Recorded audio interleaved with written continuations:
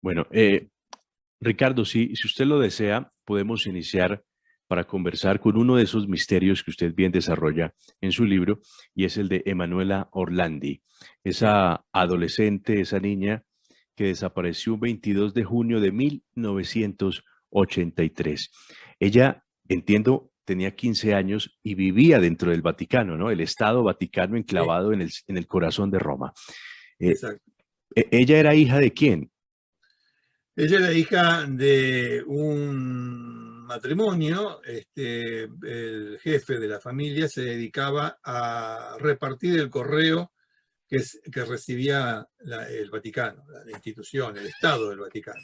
Entre esas misivas, obviamente las que llegaban o iban dirigidas al propio Papa, en aquel entonces Juan Pablo II. Ujú. O sea, repartía correspondencia. Era, dicho así en términos vulgares, tiene un título, participaba de la mayoría de las reuniones protocolares que se realizaban en el Vaticano, tanto él como su familia. O sea, el Vaticano tiene muy pocos empleados, tiene muy pocos habitantes ese estado, y bueno, entre ellos estaba la familia Orlandi. Eh, Así que el padre conocía a Juan Pablo II, la madre también, obviamente. Ella no era hija única, tenía dos hermanas y un hermano. El hermano era mayor que ella. Y bueno, así transcurría su vida en el estudio, y también eh, como materia adicional o como hobby. Le gustaba mucho la música, aprendía flauta, donde justamente en las clases que se daban en la iglesia de San Apolinar.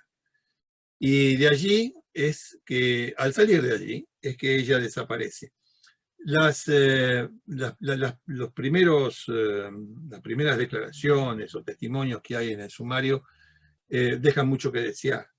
No son muy completos que digamos, pero aún así, como pasa en casi todas las investigaciones criminales, de acuerdo con mi experiencia, eh, criminales en el sentido amplio de la palabra, allí hay algunos elementos que fueron dejados de lado, pero que tal vez, si se hubiesen seguido o si se hubiesen profundizado, a lo mejor no estaríamos hablando ahora de un misterio. Pero no se profundizaron, no se siguieron, son pocos, y así estamos al día de hoy, a más de, a más de 30 años, quise decir. No sabemos dónde está y qué pasó con Manuel Orlandi.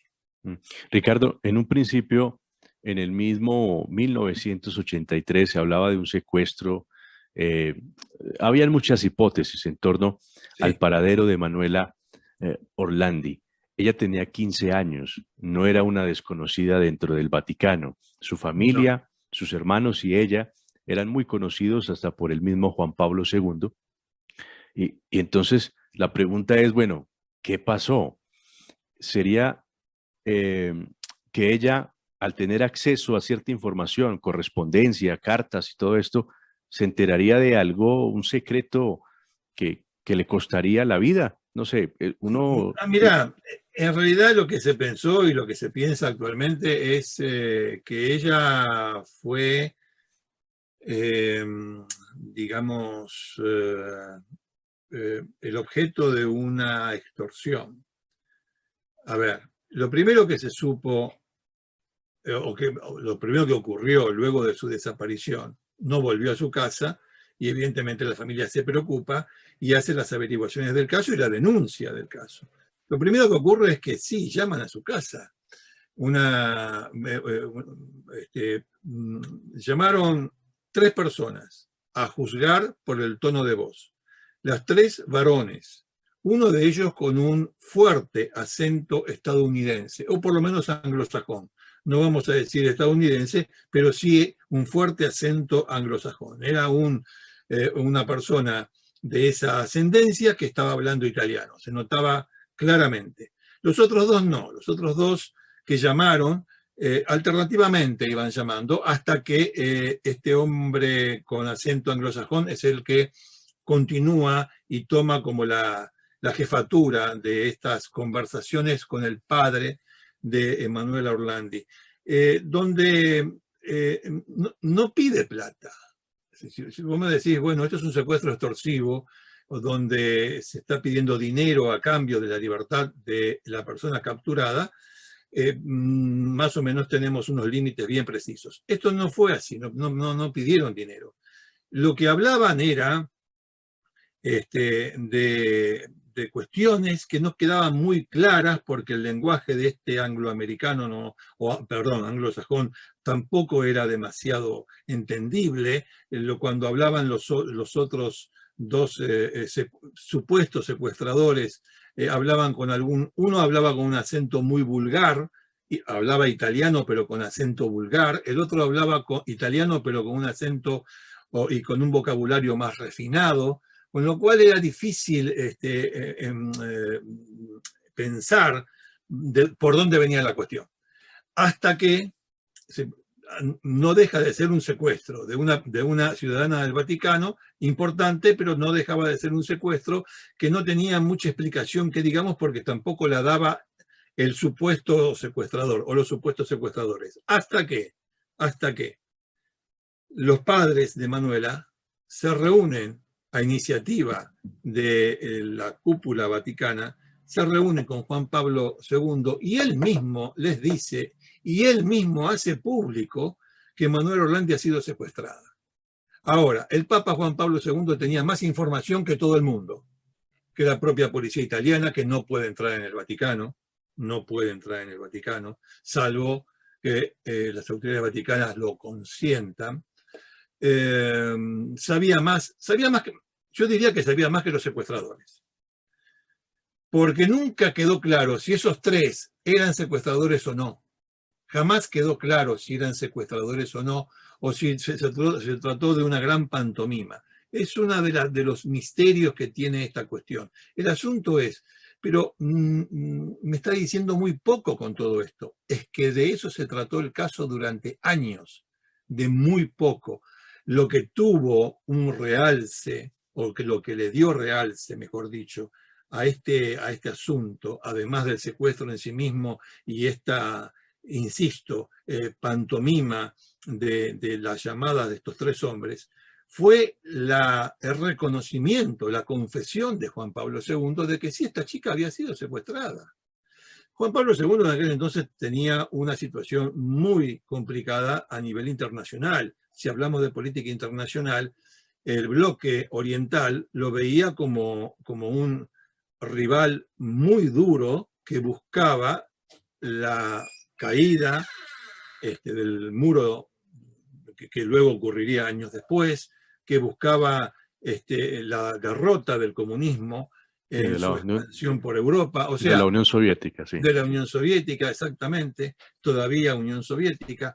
O sea, era un personaje en el plano internacional que jugaba una pieza muy, muy importante, un papel muy importante, quiero decir, una pieza muy importante que jugaba un papel muy importante. Y en medio de todo esto, de golpe, aparece Ali Aska. ¿Quién es Ali Aska? Se preguntará más de uno. Bueno, 2 años antes, en 1981, Ali Aska, que era turco, según todos los indicios trabajaba para los servicios secretos búlgaros, tal vez para los servicios secretos de Alemania Oriental, un personaje muy turbio, un delincuente con todas las letras, un criminal, atenta contra la vida de Juan Pablo II en Plaza San Pedro.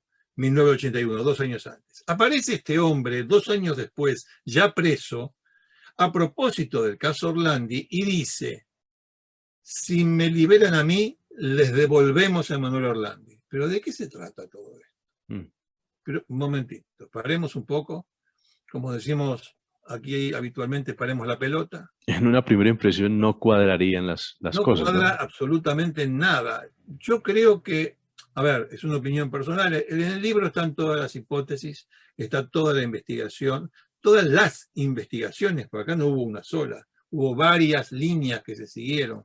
Ninguna, lamentablemente, llegó a nada. Pero una de ellas, y una de las primeras, ya pasamos la etapa de aquellos 3 que hablaban por teléfono, especialmente del de acento anglosajón. Bueno, estamos con Aliasca. Aparece Aliasca. ¿Le creemos a Aliasca? ¿No le creemos? Es una pieza de un juego de espionaje, es una pieza de un juego de política internacional. ¿Por qué aparece Aliasca? ¿Por qué él dice que está tan seguro que al poco tiempo de su liberación ella va a aparecer y que estaba con vida? Que es otra de las cuestiones. Ojo, estamos hablando, ya han pasado unos cuantos minutos, y hagamos de cuenta que esos minutos han sido años. Bueno, ya pasó bastante tiempo y de ella no se tenía ningún rastro, nada. Bueno, la pista de Aliasca se fue perdiendo, porque lo más probable es que haya sido una pista mentirosa, una pista para sacar provecho, hasta que, bueno, el tiempo pasa y Emanuela Orlandi, el nombre de Emanuela Orlandi también se va perdiendo. También se va perdiendo. Qué cosa curiosa, ¿no? Años después, Juan Pablo II, que fue el que dio la noticia al mundo de que había desaparecido o que tenían secuestrada a una chica que vivía en el estado que él presidía, el Estado Vaticano, como Estado político, quiero decir, ¿no? Qué cosa curiosa, Juan Pablo II se encuentra con Aliasca en la cárcel y como que lo perdona ese intento de asesinato y demás, pero no se habla de Emanuela Orlandi. Qué cosa tan extraña. Quien siempre habló de Emanuela Orlandi con el tiempo, con los años y de vez en cuando fue el propio Aliasca, que continuaba con esa cantinela porque Emanuela Orlandi no aparecía. No tenía novio Emanuela Orlandi, no tenía ningún noviecito, no, porque bueno, la policía siempre suele empezar a indagar por el círculo más cercano.